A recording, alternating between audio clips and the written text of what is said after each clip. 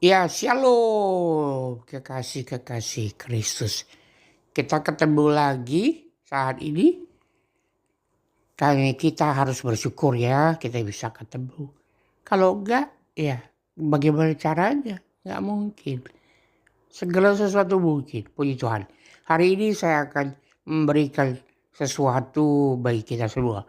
Tapi sebelum kita mulai, ya Ibu Gembala boleh pimpin dalam doa, silakan. Baik, mari kita satu dalam doa. Kami mengucap syukur ya Bapa untuk kasih setiamu dalam kehidupan kami. Kembali kami akan mendengarkan, merenungkan kebenaran firman-Mu saat ini. Roh Kudus, Engkau yang menuntun kami, memberikan pewahyuan yang baru, dan kami percaya semua yang mendengarkan pun menerima hal-hal yang menguatkan, mencerahkan, bahkan menyembuhkan sakit kami. Amin. Terima kasih untuk kekuatan setiap hari yang Kau berikan bagi kami melalui firman-Mu. Amin. Kami menyerahkan waktu ke depan ke dalam tangan-Mu Bapa, dalam nama Tuhan Yesus. Haleluya. Amin. Amin. Terima kasih sayangku. Puji Tuhan. Kita langsung baca aja ya. Ada ayat yang mau kita renungkan hari ini. Terambil dari resmi banget. Terambil. Jadi ingat kalau khotbah gitu ya. Ya, coba Ibu Gembala boleh bacakan dulu. Yohanes 16. Yohanes 16 ayat 12 dan 13 terjemahan baru. Silakan Ibu Gembala. Yohanes pasal 16 ayat 12 dan 13. Masih banyak hal yang harus kukatakan kepadamu, tetapi sekarang kamu belum dapat menanggungnya. Ayat 13. Tetapi apabila Ia datang, yaitu Roh kebenaran, Ia akan memimpin kamu ke dalam seluruh kebenaran. Sebab Ia tidak akan berkata-kata dari dirinya sendiri, tetapi segala sesuatu yang didengarnya itulah yang akan dikatakannya, dan Ia akan memberitakan kepadamu hal-hal yang akan datang. Puji Tuhan. Ya, sebelum kita merenungkan, hari ini kita mau renungkan satu ayat saja, walaupun dibacanya 2. Hari ini kita mau renungkan ayat 12 saja. Puji Tuhan. Oke. Saudara, kalau kita misalkan, kalau kita bilang sebuah pemberian, berarti ada dua pihak terlibat di situ. Ada yang memberi dan pasti kita tahu pasti ada yang menerima. Kalau cuma diberi nggak ada yang menerima, ya namanya membuang itu, saudara ya. Puji Tuhan. Jadi kalau kita ingat-ingat, misalkan setiap ada orang atau teman atau siapa ada yang ulang tahun, misalkan yang paling sering itu ulang tahun lah, kita memberi kado, kita memberi hadiah, pasti ada akan senang kalau kado itu diterima. Itu yang pertama, saya percaya Anda setuju itu. Yang kedua, misalkan setelah dia ulang tahun, kado yang Anda beri itu ternyata bermanfaat bagi dia dan dia pakai. Misalkan saya kasih contoh aja, misalnya kasih hadiah teman ulang tahun itu sebuah t-shirt, kaos gitu ya, kaos Anda udah pilih susah-susah, desainnya bagus, warnanya, Anda pasti ada waktu memberi hadiah itu, pemberian itu Anda renungkan gitu kan. Kenapa saya pilih kaos ini? Kenapa saya berikan ini kepada dia? Ya, walaupun ada yang waktu memberinya, yang penting saya sudah kasih dia hadiah. Ada yang begitu. Tapi kalau saya enggak, saudara ya. Saya kalau mau memberi hadiah, ada siapa ulang tahun, biasanya saya bertanya dengan istri saya, kalau kita mau beli itu, kita sambil jalan gitu, sambil bertanya, apa yang berguna bagi dia ya Bapak? Gitu. Jadi kita pilihkan aja hasil pertimbangan kita berikan. Yang pertama tadi, kalau kita udah beri, dia terima, kita senang. Yang kedua, ternyata berjalan dengan waktu, ternyata dia pakai kaos itu. Pasti kita senang sekali kan, ketemu lihat, ini kan hadiah yang saya beli. Wih, dia pakai. Ternyata dia suka. Wih, puji Tuhan. Nah, kita udah senang tuh. Pertanyaan berikutnya, kadang kebanyakan kita kalau memberi itu ya udah itu urusan dia. Mau dipakai syukur enggak ya terserah. Mau rusak bukan tanggung jawabku. Kita berpikirnya ya urusan dia lah. Yang penting saya sudah kasih dia hadiah. Saya sudah beri dia. Kebanyakan kita seperti itu. Nah, ayat yang tadi kita baca, Kus ayat 12, nanti ada baca lagi ya. Yohanes 16 ayat 12. Itu aja fokus kita dulu.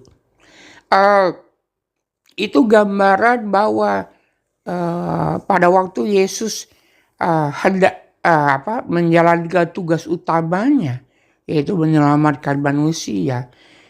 Dia kumpul dengan murid-muridnya bicara di loteng atas. Dan kalimat ini mengingatkan Yesus tuh mengerti kemampuan kita. Dia mau menjelaskan lebih banyak, tetapi dia tahan, dia stop dulu. Kenapa?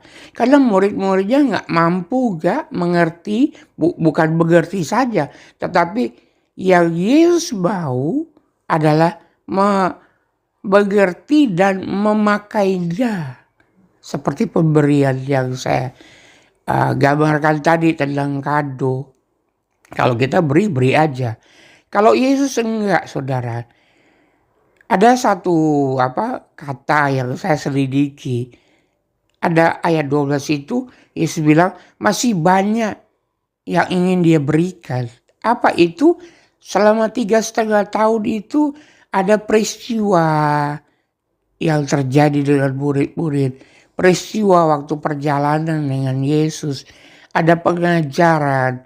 Ada hal-hal yang dia lakukan. Tapi ternyata 3,5 tahun itu belum cukup. Masih banyak lagi gitu loh. Tapi Yesus bilang, kamu belum mampu menanggungnya.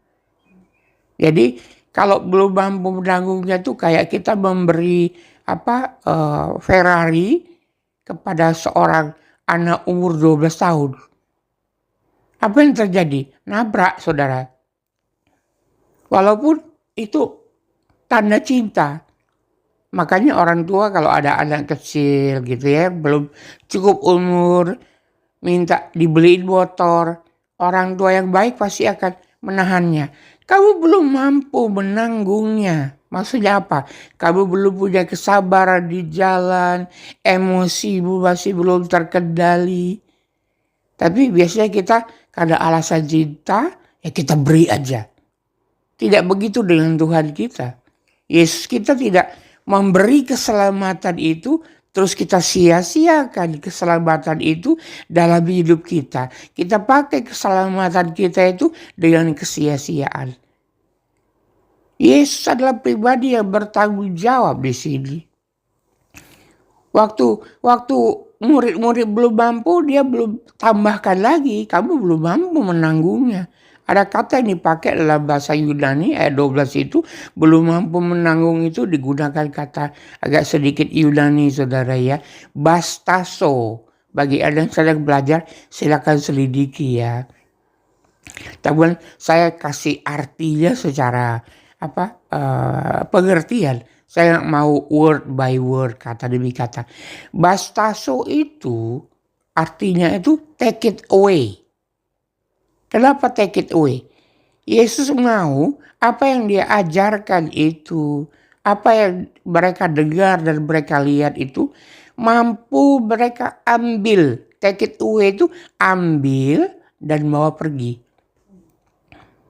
Yesus mau apa yang dia berikan itu, keselamatan itu, kita ambil dan bawa dalam kehidupan. Bawa dalam kehidupan. Pertanyaannya, kalau kita memberi, kita terserah orang itu kan. Kalau Yesus enggak, dia bertanggung jawab. That's our God. Dia bertanggung jawab. Apa yang dia beri itu, dia tidak mau disia-siakan oleh kita. Makanya kelanjutannya ayat 13. Ada Roh Kudus di situ. Kita nggak mampu dalam kehidupan kita ini menata dengan baik. Makanya ada arti kata bastaso itu, selain take it away, membawa pergi, itu juga memikul atau memikul itu yang diberi. Jadi kalau kita bayangkan, kalau manusia memberi ya biasa aja. Tapi coba ada ingat, ini yang ngomong Yesus. Apa yang mau diajarkan? Sesuatu kalau kita beri itu jadi kita bilang beban itu nggak mampu kan.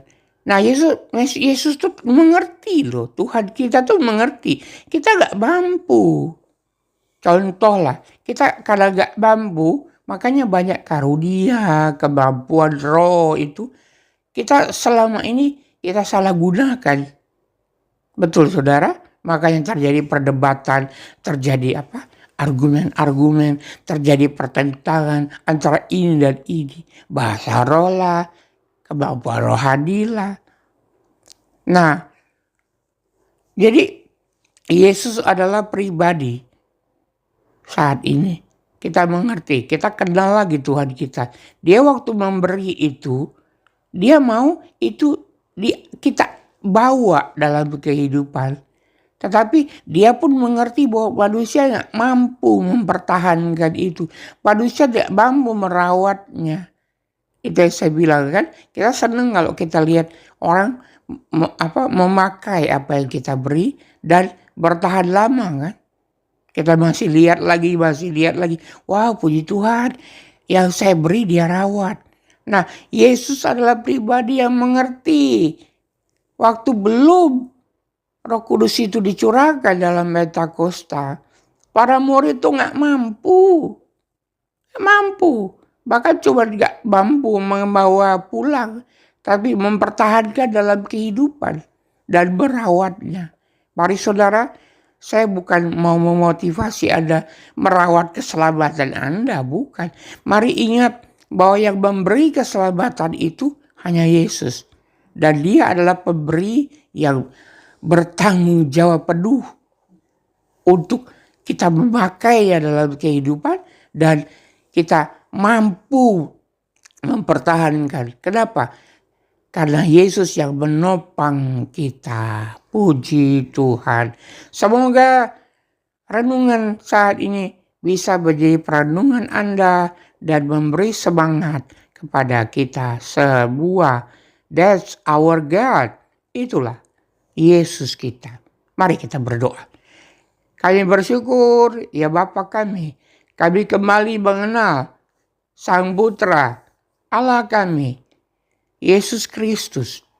Terima kasih untuk kebaikan-Mu. Terima kasih untuk kesabaran dan pengertian-Mu kepada setiap kami.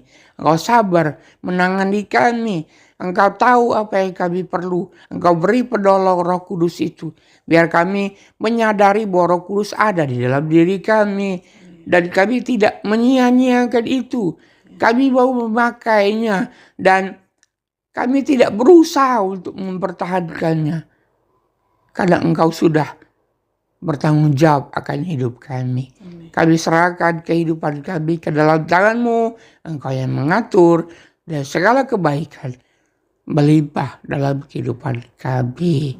Ini doa kami, syukur kami yang menyaksikan ini, yang mendengarkan ini diberkati, yang sakit sembuh, yang punya masalah terselesaikan.